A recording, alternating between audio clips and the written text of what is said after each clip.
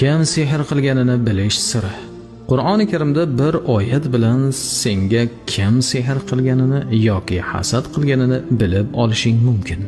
Yana boshqa yashirin ishlarni kashf qilib haqiqatiga yetish ham mumkin. 3 kecha davomiy bu oyat o'qiladi. Sharti tahoratdir. Uyqudan oldin virdni o'qib yotadi. Birinchi Oyatul Kursi 7 marotaba.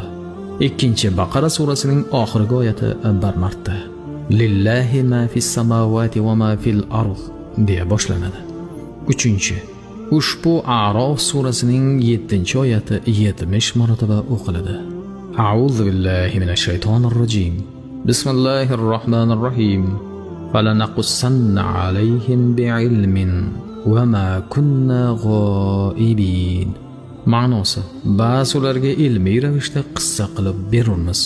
Holbuki biz g'oyib bo'lmagan edik. 4-chi salovat aytadi.